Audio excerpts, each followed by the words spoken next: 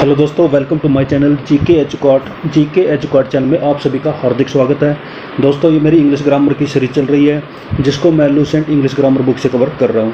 अभी हमारा chapter number 18 चल रहा है, प्रीपोजिशन के इस चैप्टर में हम एक वीडियो बना चुके हैं। आज हमारी सेकंड वीडियो होगी जिसमें हम बाकी बचे प्रीपोजिशन कवर करेंगे।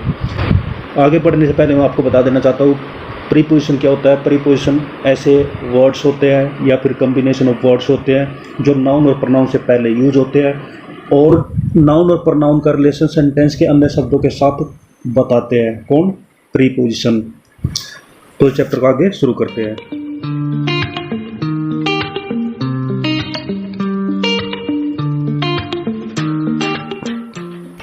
अब नेक्स्ट आ जाता है यूज ऑफ बिटवीन। बिटवीन का यूज हम किस प्रकार करते हैं? बिटवीन का अर्थ होता है के बीच में। क्या मीनिंग होता है? के बीच में। और इसका यूज हम दो व्यक्ति या फिर दो वस्तुओं के लिए करते हैं। She was sitting between her husband and her father. वह अपने पति और पिताजी के बीच में बैठी हुई थी। तो यहाँ पे दो व्यक्तियों के बीच के लिए बिटवीन का यूज हुआ है। Divide these mangoes between you and me. She was sitting between her husband to her father. तो यहाँ पे टू का यूज हुआ है जो कि रॉन्ग होगा। Divide this mango between you and I. तो ये भी रॉन्ग होगा। यू एंड आई नहीं होता, यू एंड मी होता है। ये हम पहले पढ़ चुके हैं। और वहीं यहाँ पर बताया गया है कि बिटवीन के बाद एंड का प्रयोग होता है, ना कि टू का, जो कि थर्ड में बताया गया है, जो कि रॉन्ग है। आगे दोस्तों आ जाता है बिटवीन के बाद हमेशा ऑब्जेक्टिव केस के प्रोनाउन का प्रयोग होता है, ना कि नॉमिनेटिव केस के प्रोनाउन का। जैसे कि हमने पहले पढ़ा था, मी का यूज, आई का यूज किया गया जो कि रॉन्ग था। उसका रीजन यही है कि बिटवीन के बाद हमेशा ऑब्जेक्टिव केस का यूज होता है, ना कि नॉमिनेटिव केस। नॉमिनेटिव केस कौन से होते हैं? आई, यू, ही। और ऑब्जेक्टिव केस कौन से होते हैं? मी, यू एंड हर, हिम। ये क्या है? ऑब्जेक्टिव केस है। तो ऑब्जेक्टिव केस का यूज बिटवीन के बाद होगा, ये आप याद रखिए। नॉमिनेटिव केस, पॉजेसिव केस और ऑब्जेक्टिव केस, ये तीन टाइप के केस होते हैं जो हम ऑलरेडी कवर कर चुके हैं। आगे यहाँ पर कुछ वाक्य दिए गए, उनको पढ़ते समझते हैं। Contact us between 7 AM to 7 PM। और नेक्स्ट है 7 AM to 7 PM। 7 AM to to का यूज बिटवीन के बाद नहीं होगा, एंड का यूज होगा, जो हमने ऊपर पढ़ा था। There is a friendship between him and her. ये करेक्ट है क्योंकि दोनों में किसका यूज हुआ है? ऑब्जेक्टिव केस का। और उससे नेक्स्ट है there is a friendship between he and she. तो यहाँ पे सी का यूज हुआ है जो कि क्या है? नॉमिनेटिव केस है। नॉमिनेटिव केस का यूज नहीं होगा। Contact us from 7 AM to 7 PM का प्रयोग भी ठीक होता है, लेकिन इसमें क्या लगाया गया है? फ्रॉम। बिटवीन का यूज करेंगे तो हम क्या लगाएंगे? एंड। अगर फ्रॉम का यूज करेंगे तो क्या लगाएंगे? टू। बिटवीन के बाद ईच और एवरी का प्रयोग नहीं होता। याद रखिए, बिटवीन के बाद ईच और एवरी का प्रयोग नहीं होगा। That batsman blue A we shall between each ball. तो ईच यहाँ पे आ चुका, ईच का यूज बिटवीन के बाद नहीं होगा। That batsman blue A we shall between the balls. तो ये करेक्ट हो जाएगा। बिटवीन के बाद ईच और एवरी, उसके बाद सिंगुलर नाउन, उसके बाद एंड, उसके बाद द नेक्स्ट, इस फॉर्मेट में हम यूज कर सकते हैं। जैसे there is a good relation between each boy and the next, क्योंकि ईच और एवरी को जोड़ा गया है किसके साथ? कंजक्शन के साथ। दो शब्दों को यहाँ पर जोड़ा गया, इसलिए हम बिटवीन के साथ यहाँ पर ईच का यूज कर सकते हैं, लेकिन खाली ईच का यूज नहीं होगा।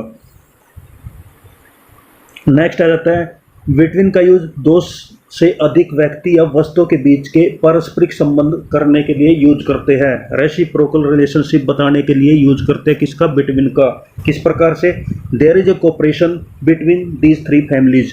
तो यहाँ पर 3 फैमिली के बीच में रिलेशन बताने के लिए हमने बिटवीन का यूज किया है। तो कोऑपरेशन क्या हुआ? पारस्परिक संबंध।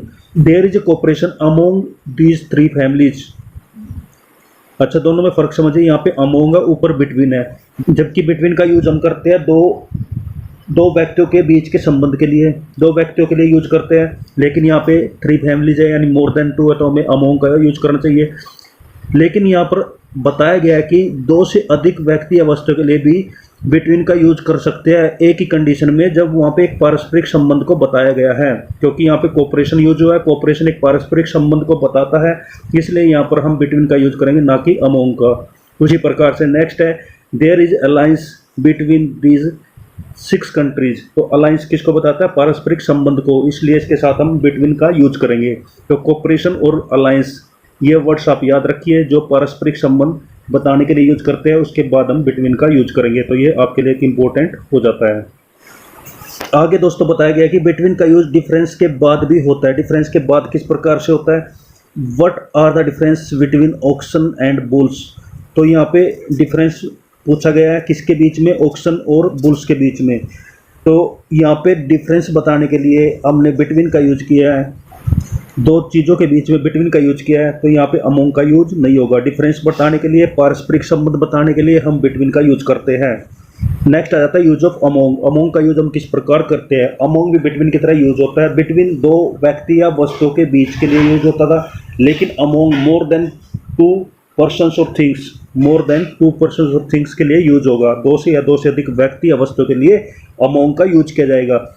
ऊपर वाली दो कंडीशन छोड़ के, कौन सी थी? एक पारस्परिक संबंध वाली, जहाँ पे बिटवीन का मोर देन टू के लिए यूज किया गया था, और सेकंड क्या था? बिटवीन डिफरेंस, डिफरेंस के लिए। तो यहाँ पे अमोंग के एग्जाम्पल समझते हैं। Divide this mangoes among the childrens. Among the childrens यहाँ पे करेक्ट है, अमोंग का यूज कर सकते हैं, लेकिन ऊपर बताया गया था अमोंग द थ्री फैमिलीज, तो वहाँ अमोंग द यू एंड मी, तो वहाँ पे गलत हो जाता है, वहाँ पे बिटवीन का यूज किया गया था, वो करेक्ट था। Divide this mangoes between the children, तो यहाँ पे ये रॉन्ग हो जाएगा। क्या किसका यूज होगा? अमोंग का। आगे यहाँ पर अमोंग और अमोंगेस्ट के डिफरेंस के बारे में बताया गया है, ये काफ़ी इंपॉर्टेंट है, दोनों के बीच में डिफरेंस को समझिए। अमोंग और अमोंगेस्ट का use consonant starting plural noun से पहले करते हैं। कंसोनेंट लेटर दो टाइप के होते हैं, वावल और कंसोनेंट्स। तो कंसोनेंट्स को हम हिंदी में व्यंजन बोलते हैं, तो कंसोनेंट से जो प्लूरल नाउन स्टार्ट होते हैं उनके लिए हम अमोंग और अमोंगेस्ट दोनों का प्रयोग कर सकते हैं, जबकि वावल स्टार्टिंग वर्ड्स से पहले हम अमोंगेस्ट का ही यूज करेंगे। जैसे यहाँ पर बताया गया अमोंगेस्ट आवर ब्रदर्स, यहाँ पे अवर मतलब वावल से स्टार्टिंग वर्ड है, इसलिए हमने अमोंगेस्ट का यूज किया। यहाँ पे अमोंग का यूज नहीं होगा। अमोंगेस्ट अस ये करेक्ट होगा, अमोंग अस ये इनकरेक्ट होगा। तो याद रखिए अमोंग और अमोंगेस्ट का use consonant starting plural noun के साथ होता है, जबकि अमोंगेस्ट का यूज वावल स्टार्टिंग वर्ड से पहले होता है, जिसमें वावल की साउंड आती है।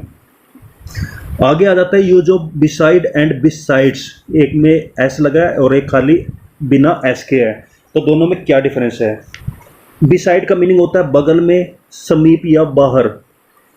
इंग्लिश में इसका मीनिंग रहेगा बाय द साइड ऑफ या फिर आउट ऑफ साइड, आउटसाइड। तो ये इसके मीनिंग्स हैं। तो इन मीनिंग्स में हम बिसाइड का यूज करेंगे। Go and sit beside your father, जाओ और अपने पिताजी के पास या फिर समीप में बैठ जाओ, तो पास या समीप के लिए हम बिसाइड का यूज करेंगे।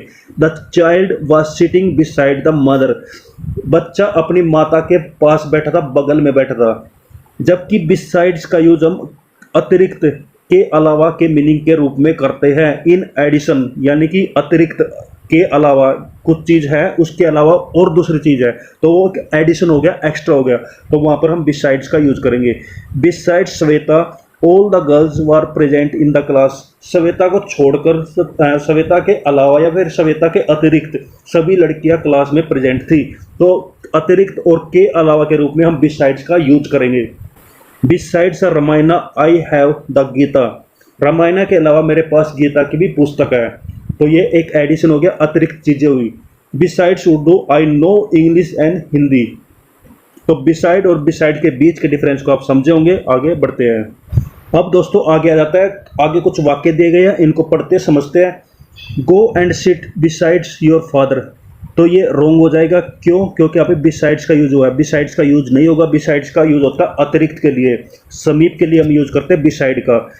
नेक्स्ट है the child was sitting besides the mother, तो ये फिर से रॉन्ग हो जाएगा। क्यों? क्योंकि नज़दीक या समीप के लिए यहाँ पे यूज किया गया है, तो हम यहाँ पे बिसाइड का यूज करेंगे, ना कि बिसाइड्स का। Beside Shweta all the girls were present in the class, ये भी रॉन्ग हो जाएगा, क्योंकि बिसाइड यहाँ पे के अलावा के रूप में यूज हुआ है, तो यहाँ पे बिसाइड का यूज नहीं होगा, बिसाइड्स का यूज होगा। वैसे नेक्स्ट दोनों वाक्यों में भी बिसाइड्स का यूज होगा, ना कि बिसाइड का। आगे बताया गया कि बिसाइड्स और एक्सेप्ट का यूज, बिसाइड्स और एक्सेप्ट का यूज, इसको हम समझते हैं। दोनों के मीनिंग सेम रहते हैं, के अतिरिक्त, के अलावा। अब दोनों में क्या डिफरेंस है? बिसाइड्स प्लस करता है यानी एडिशन का अर्थ देता है, जैसे हमने ऊपर पढ़ा था के अलावा, जैसे राम के अलावा श्याम है, तो एक अतिरिक्त, एक और ज़्यादा के बारे में बात हुई है। और एक्सेप्ट जो है माइनस का मीनिंग बताता है, सब्ट्रैक्शन का भाव देता है, यानी कि इसके राम के अलावा बाकी सब आ जाओ, तो ये एक माइनस का डिफरेंस हुआ। तो उनको एग्जाम्पल समझते हैं। Besides a book you have boat A notebook, आपने पुस्तक के अलावा नोटबुक भी खरीदा है, तो यहाँ पे पुस्तक तो है ही है, उसके साथ नोटबुक भी हो गई, तो ये हुआ एडिशन। तो हमने एडिशन के अर्थ में बिसाइड्स का यूज किया है। और अब समझते हैं except. Except Mohan I like all the boys, Mohan को छोड़कर मैं सभी लड़कों को पसंद करता हूँ। तो ये जितने लड़के हैं उनमें से अलग कर दिया गया है किसको, मोहन को। तो यहाँ पे सब्ट्रैक्शन हुआ है, माइनस हुआ है, तो माइनस के मीनिंग में यूज होता है एक्सेप्ट का। आगे दोस्तों आ जाता है यूज ऑफ अबो। अबो का यूज कब किया जाता है? अबो का यूज किया जाता है किस चीज़, कोई चीज़ किस चीज़ के ऊपर दिखाई गई है तो उसमें हम अबो का यूज करेंगे। और जब दो चीज़ें यानी एक चीज़ दूसरी चीज़ के ऊपर रखी हुई है, टच किए हुए है, स्पर्श किए हुए हैं, तब हम ओन का यूज करेंगे। ये हमने लास्ट वीडियो में पढ़ा था। अब पढ़ते हैं अबो के बारे में।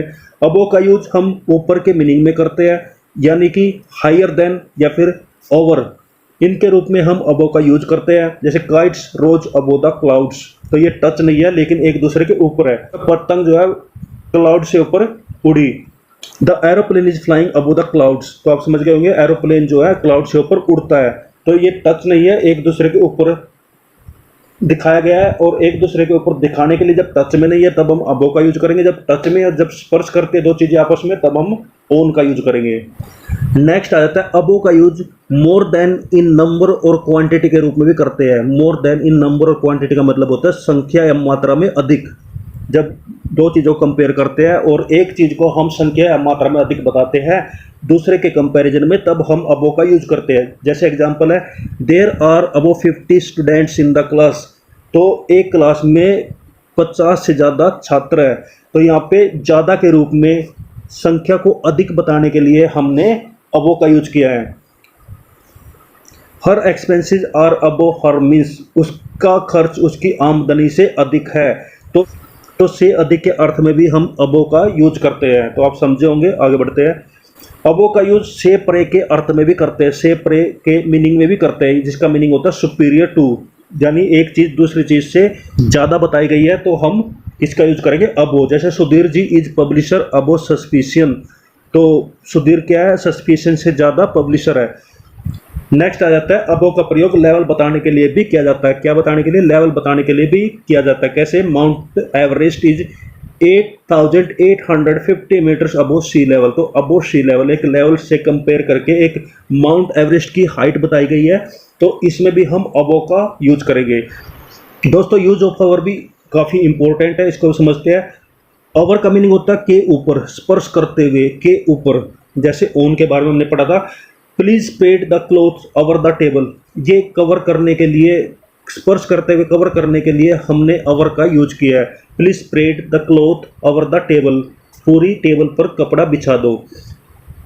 अवर का यूज हम के ऊपर स्पर्श नहीं करते हुए के रूप में भी करते हैं। जैसे हमने अबो का यूज किया था ऊपर हमने अबो का यूज समझा था, उसी प्रकार से अवर का भी यूज कर सकते हैं। कैसे? क्लाउड्स आर अवर हेड्स, तो यहाँ पे अवर का यूज किया ऊपर के बारे में बताने के लिए, कोई चीज़ दूसरी चीज़ के ऊपर है लेकिन स्पर्श में नहीं है। The plane is flying over the town, तो टाउन के ऊपर एरोप्लेन फ्लाइंग कर रहा है, तो यहाँ पे अवर का यूज हुआ है जो कि टाउन के ऊपर बताया गया है। अवर का यूज हम ऑल ओवर के रूप में भी करते हैं, जिसका मीनिंग होता है सर्वत्र, हर जगह, सभी जगह। अवर का यूज सभी जगह, सर्वत्र के मीनिंग में भी करते हैं। कैसे? English is spoken all over the world, English जो है संसार में, पूरे संसार में बोली जाती है, तो यहाँ पे ऑल ओवर का यूज हुआ है। और ऑल ओवर का मतलब होता है every part of the world. Next है he has friends all over the country, तो यहाँ पे भी ऑल ओवर का यूज हुआ है, जिसका मीनिंग होता है every part of the country. Next आ जाता है अवर का यूज हम मोर देन के रूप में भी करते हैं। मोर देन का मीनिंग होता है से अधिक, से अधिक के मीनिंग में भी हम अवर का यूज करते हैं। कैसे? Mister Ganguly is our 40, mister Ganguly जो 40 वर्ष से अधिक है, तो से अधिक के रूप में भी हम अवर का यूज करेंगे। His income is not our his expenses, उसकी आमदनी उसके खर्चे से अधिक नहीं है, तो यहाँ पे फिर से अधिक के रूप में हमने अवर का यूज किया। नेक्स्ट आ जाता है ओवर का यूज हम टू बी ओवर के रूप में भी करते हैं। टू बी ओवर यानी समाप्त होने के अर्थ में भी करते हैं। समाप्त होने के अर्थ में कैसे करते हैं? The college is over at 4 PM। College जो है 4 बजे, शाम को 4 बजे बंद हो जाएगा। तो यहाँ पे बंद होना, समाप्त होने के लिए भी हम ओवर का यूज करते हैं। ये इसके मीनिंग्स हैं। नेक्स्ट आता है दोस्तों, ओवर का यूज एक छोर से दूसरे छोर या फिर आर पार के अर्थ में भी करते हैं।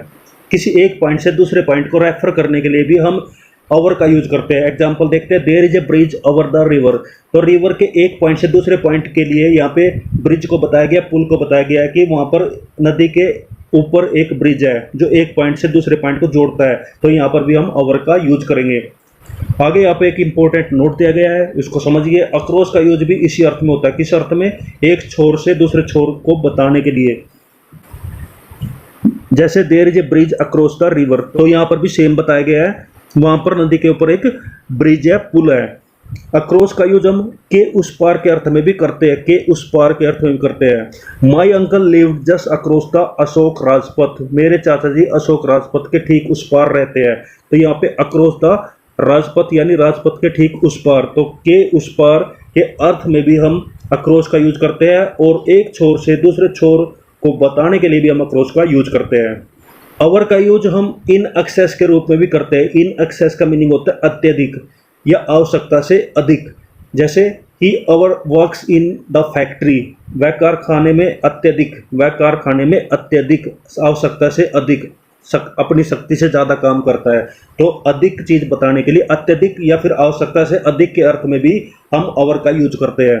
माई फादर ओवर टुक मी। मेरे पिताजी एक पीछे से मेरे पास आ पहुँचे। तो ओवर टुक मी का अर्थ होता है एक आग पीछे। आगे दोस्तों यहाँ पे कुछ वर्ब है जिनके साथ हम ओवर को जोड़ देते हैं। किसी वर्ब के साथ ओवर को जोड़ देते हैं तो उस वर्ब का मीनिंग ही चेंज हो जाता है, उसका अर्थ ही चेंज हो जाता है। कैसे? जैसे फर्स्ट है ओवर ईट। तो ओवर प्लस ईट से मिलके बना ओवर ईट, जिसका मीनिंग हो जाएगा आवश्यकता से अधिक खाना। ओवर वाइज, आवश्यकता से अधिक चतुर।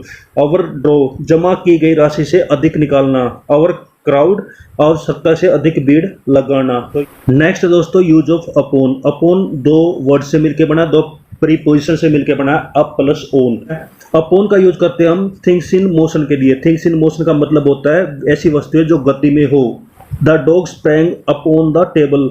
डॉग ने, कुत्ते ने टेबल के ऊपर, मेज के ऊपर छलांग लगाई। तो एक सरफेस से टेबल के ऊपर का एक मूवमेंट है। तो यहाँ पे हम किसका यूज करेंगे? अपॉन का। वैसे the lion sprang upon the prey. तो आप समझोगे। आगे बढ़ते हैं। Use of below. बिलो का यूज हम किस प्रकार करेंगे? बिलो का मीनिंग होता है लोअर देन। क्या होता है? लोअर देन, जिसका हिंदी में अर्थ होता है से नीचे। जैसे एग्जांपल है, माई फादर इज बिलो 70। मेरे पिताजी 70 से कम उम्र के हैं। तो एज के लिए हम बिलो का यूज करेंगे। कोई एज बताना चाहते हैं कि उस एज से कम कोई व्यक्ति है तो वहाँ पे बिलो का यूज करेंगे। जैसे बिलो 70। अंडर 70 का यूज नहीं करेंगे। नेक्स्ट है, बिलो का यूज हम लेस देन के अर्थ में भी करते हैं। लेस देन का मीनिंग होता है से कम। से कम, बिलो मतलब से कम। His income is below 5000 a month. उसकी तनख्वाह, उसकी इनकम 5000 पर मंथ से भी कम है। 5000 पर मंथ से कम है। तो यहाँ पे हमने बिलो का यूज किया, अंडर का यूज नहीं होगा। नेक्स्ट है, बिलो का यूज हम इनफीरियर टू के अर्थ में भी करते हैं। बिलो का यूज हम इनफीरियर टू के अर्थ में करते हैं। इनफीरियर टू यानी कि से निम्न, से नीचे। तो बिलो का यूज हम से नीचे के अर्थ में भी करते हैं। This work is below my dignity. ये कार्य मेरे सम्मान से कम है। तो यहाँ पे बिलो का यूज होगा, ना कि अंडर का। ऊपर हम अंडर के वाक्य पढ़ चुके हैं। तो अब हम समझते हैं अंडर का यूज किस प्रकार से किया जाएगा। एक तो अंडर का यूज किया जाता है नीचे के अर्थ में। नीचे जैसे बिलो का यूज किया जाता था वैसे ही अंडर का यूज किया जाता है। अब दोनों में डिफरेंस यहाँ पर देखते हैं। He was sitting under the tree. तो यहाँ पे अंडर का यूज हुआ है। तो अंडर का यूज ऐसी चीज के लिए किया जाता है जो ऊपर से पूरी तरह कवर करे। The cat is sitting under the chair.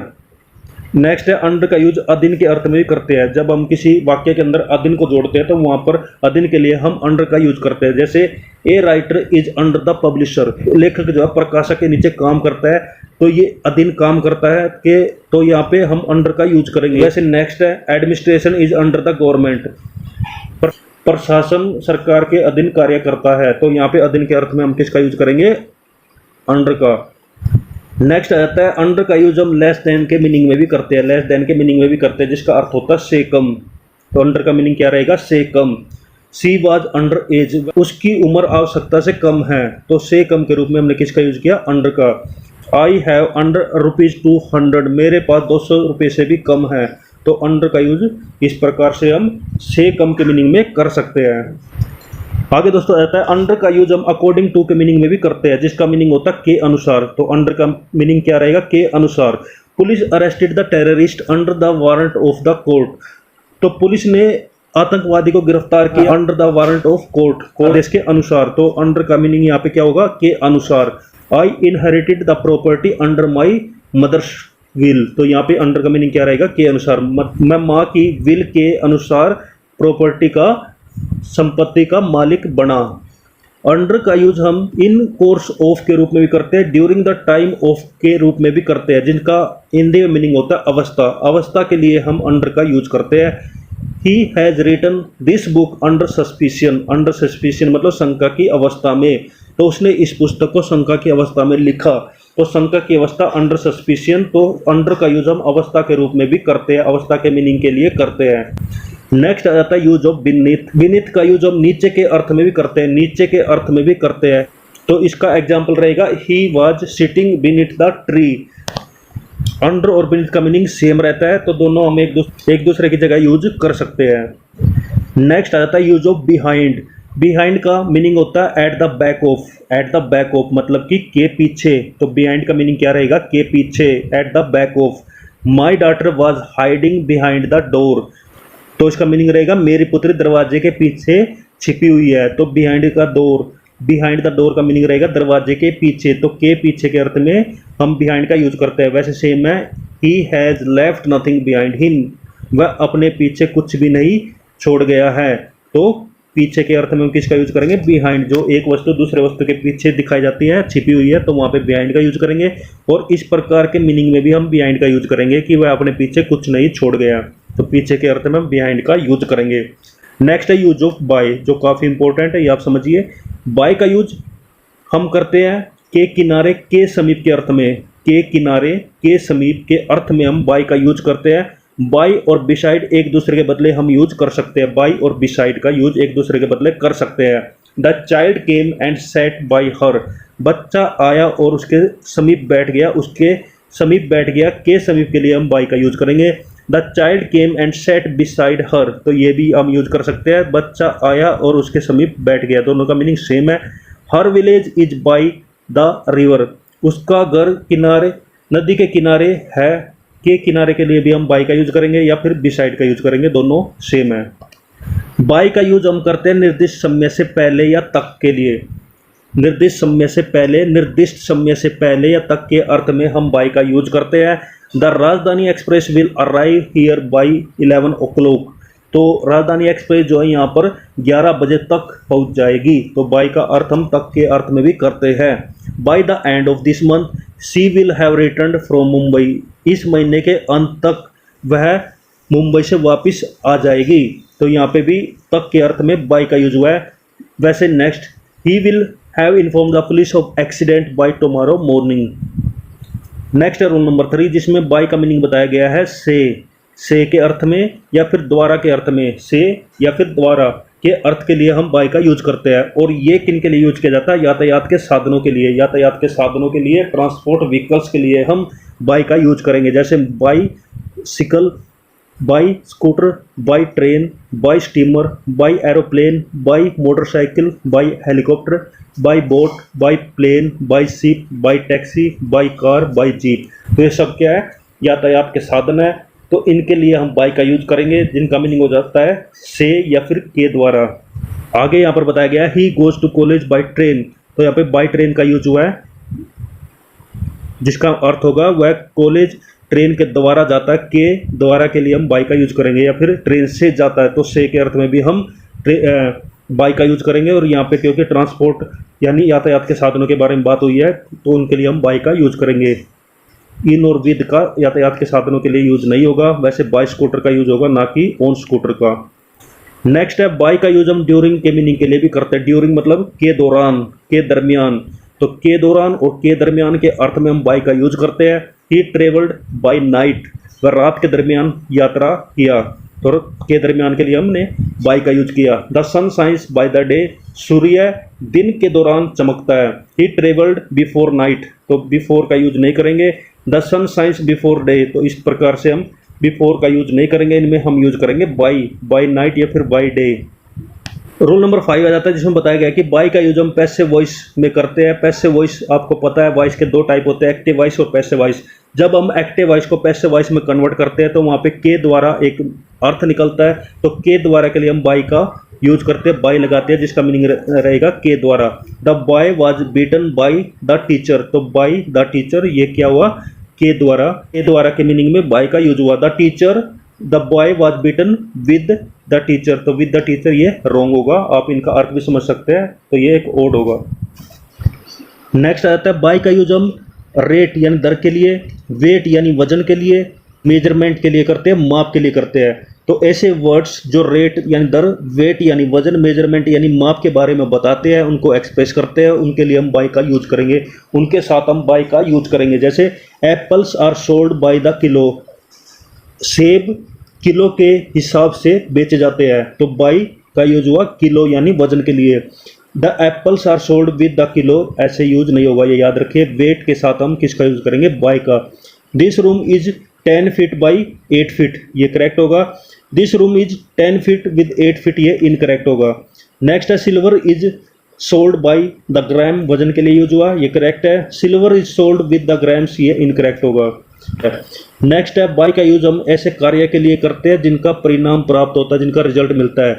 Veena got a prize by hard work, Veena got a prize with hard work, तो विद का यूज नहीं होगा, बल्कि किसका यूज होगा, बाय का। आगे आ जाता है रूल नंबर 8 जिसमें बताया गया है कि बाय का यूज हम मेथड के लिए करते हैं। मेथड मतलब कोई विधि के लिए, किसी तरीके के लिए, किसी विधि या तरीके के साथ हम बाय का यूज करते हैं। जैसे by order, by hand, by money, by cheque, by post, by messenger, by bank draft, by mail, तो इनके लिए हम किन का यूज करते हैं, बाय का। बाय का इनके साथ हम यूज करते हैं। नेक्स्ट है रूल नंबर 9 जिसमें बताया गया है कि बाय का यूज मार्ग और रास्ते के लिए भी किया जाता है। मार्ग से या फिर रास्ते से के अर्थ में हम बाय का यूज करते हैं, जिसका मीनिंग होता है ट्रांसपोर्ट वे, यानी कि जो यातायात के साधन होते हैं, उनके जो मार्ग होते हैं, उनके साथ हम बाय को जोड़ते हैं। जैसे बाय एयर यानी वायु मार्ग से, बाय सी समुद्री मार्ग से, बाय अंडरग्राउंड भूमिगत मार्ग से, बाय रेल रेल मार्ग के द्वारा, बाय रोड सड़क मार्ग के द्वारा। और दोस्तों आज का लास्ट रूल आ जाता है रूल नंबर 10 जिसमें बाय के यूज के बारे में बताया कि बाय का यूज फ्रेजेज बनाने के लिए भी किया जाता है। फ्रेजेज में भी बाय का यूज किया जाता है, जैसे बाय चांस संयोग से, बाय फोर्स जबरदस्ती, बाय 2 ईयर्स 2 वर्षों से, बाय द नेक गले से, बाय हार्ट कंठस्थ, बाय गॉड ईश्वर की शपथ, बाय माई सेल्फ अकेला, बाय मिस्टेक गलती से। तो दोस्तों आज हमने कौन कौन सी प्रीपोजिशन कवर की है, between, among, beside, besides, above, over, upon, below, under, beneath, behind, by. तो ये कुछ प्रीपोजिशन हमने आज की वीडियो में कवर की। बाकी जो प्रीपोजिशन बचती है उनको हम नेक्स्ट वीडियो में कवर करेंगे। तो मिलते हैं दोस्तों नेक्स्ट वीडियो में। अगर वीडियो अच्छी लगी है, आपकी समझ में आई है, तो वीडियो को लाइक करें, शेयर करें, और जिसने मेरा चैनल अभी तक सब्सक्राइब नहीं किया इस चैनल को सब्सक्राइब करें। तो दोस्तों हंसते रहिए, मुस्कुराते रहिए, जी जान लगाकर पढ़ाई करिए। बेस्ट ऑफ लक सभी को। Thank you. जय हिंद, जय भारत, वंदे मातरम।